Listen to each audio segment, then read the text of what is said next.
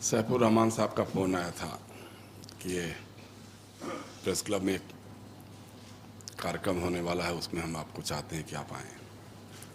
मेरी तबीयत उस समय भी बहुत ख़राब थी और आज तो बहुत ज़्यादा ख़राब।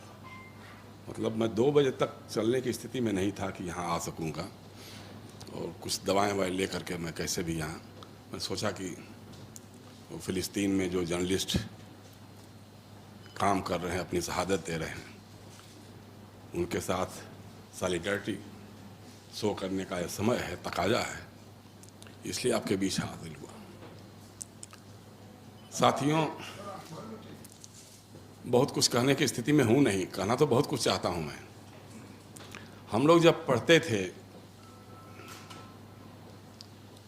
उस समय हमारे 2-3 हीरो होते थे अंतर्राष्ट्रीय लेवल पे, यासिर अराफात, फिदेल कास्त्रो और शेख मुजीबुर रहमान। और उस समय की जो हमारी पढ़ाई चलती थी, उस समय का दौर था, उसमें पूरी दुनिया में 2 मुल्कों को कोई टच नहीं करता था, उनसे कोई बात नहीं करता था, उनसे कोई रसूख नहीं रखता था। एक था साउथ अफ्रीका और दूसरा था इजराइल। साउथ अफ्रीका इसलिए कि वो नस्ल भेद पर काम करता था उस समय, हालांकि वहाँ भी क्रांति हो गई, नेल्सन मंडेला साहब आ गए और बहुत सारा सुधर गया, तो दक्षिण अफ्रीका की स्वीकारोक्ति हो गई। आपको याद होगा शायद कि उस समय जब हम लोग पढ़ाई करते थे, क्रिकेट खेलना भी दक्षिण अफ्रीका में बैन था, और सुनील गावस्कर एक बार जा रहे थे वहाँ पर, तो उस पर बैन लगा दिया यहाँ के लोगों ने कि आप नहीं जा सकते हैं। वही हालत इजराइल की थी। लेकिन अब क्या कहा जाए, दुर्भाग्य की बात है, हम लोगों की ही सरकार जब बनी, जनता पार्टी की सरकार, उस समय इजराइल का जो विदेश मंत्री मोशे दायान चोरी छिप के हमारे देश में आया था। हमारे उस समय के विदेश मंत्री या जो भी कहिए सरकार, चोरी छिप के उससे बात हुई थी, लेकिन उसकी भी हिम्मत नहीं पड़ी थी कि उस खुल करके सामने आ सके। लेकिन आज जो माहौल है, अभी कुर्बान भाई बता रहे थे,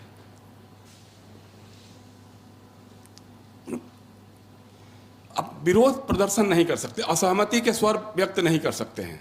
और सिर्फ फिलिस्तीन के सवाल पे नहीं कुर्बान, जिस बात पे सबसे ज़्यादा हम लोग फोकस करते रहे, चाइना को लाल आंखें दिखा करके बात करेंगे, तिब्बती लोग भी अब यहाँ दिल्ली में प्रदर्शन नहीं कर सकते हैं।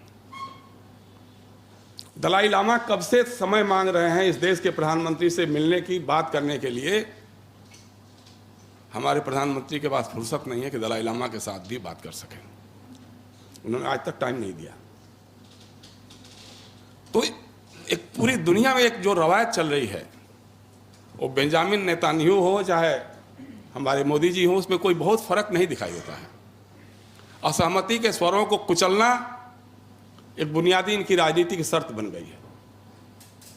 अगर आप विरोध की बात करते हैं, अगर आप असहमति की बात करते हैं, तो आपको बर्दाश्त नहीं किया जाएगा।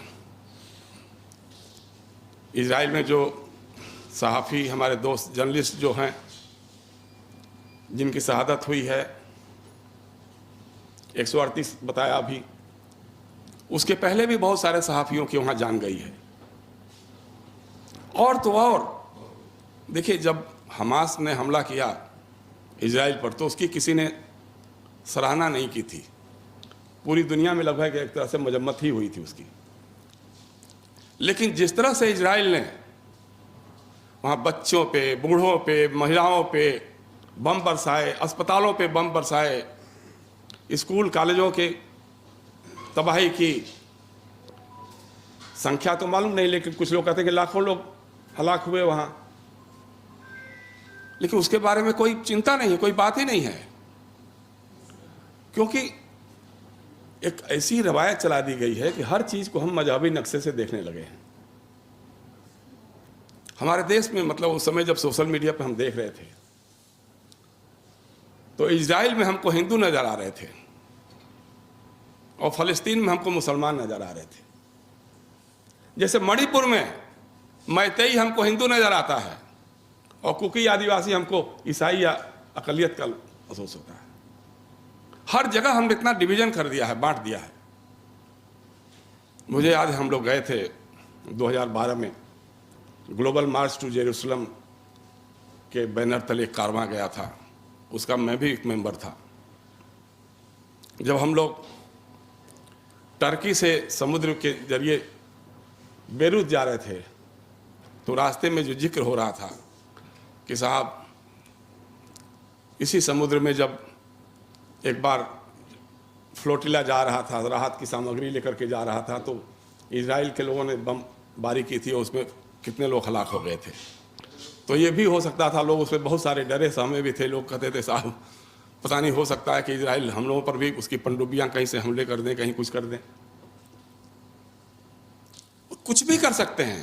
अब आज जो अभी खबर बताई कुर्बान ने, सब जगह आई है सारे पे, जो राहत करने वाले लोग हैं, दिगर मुल्कों के लोग हैं, उसमें अमेरिका के लोग भी हैं, उन पे हमले करके 7 लोगों को मार डाला। और वहां का प्रधानमंत्री क्या कर रहा है? जंग में ऐसी बातें होती रहती हैं, चलती रहती हैं। मतलब ऐसा छुट्टा साण हमारी तरफ जो कहते हैं कि बन करके जो बेंजामिन नेतान्याहू या इजराइल जिस तरह से काम कर रहा है, और हमारी जो एजेंसियां हैं, संयुक्त राष्ट्र जो है, यूनाइटेड नेशंस, वो प्रस्ताव तो पास कर देता है। अमेरिका की भी हिम्मत नहीं होती कि उस पर वीटो करे, वीटो नहीं किया उसने। लेकिन उसका फलाफल क्या है, उसे हासिल क्या हो रहा है? आप एक प्रस्ताव पास कर दीजिए, आप बैठ जाइए आराम से।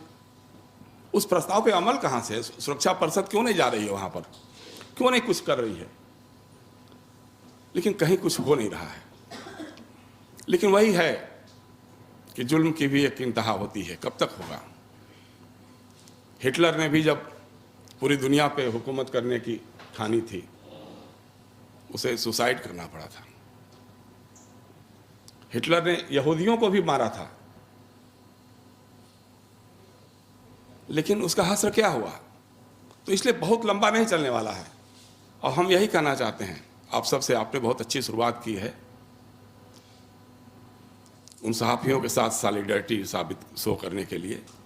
हम आपके साथ हैं, हर लड़ाई में आपके साथ हैं, और जान तो जो हाथ में लेकर चलते ही रहते हैं, इसलिए उसके क्यों बहुत चिंता और बहुत डर नहीं है। जेलों की भी डर नहीं है और जान की भी कोई बहुत डर नहीं है फ़िलिस्तीन के सवाल पे, क्योंकि हम उसको मानवता का सवाल मानते हैं।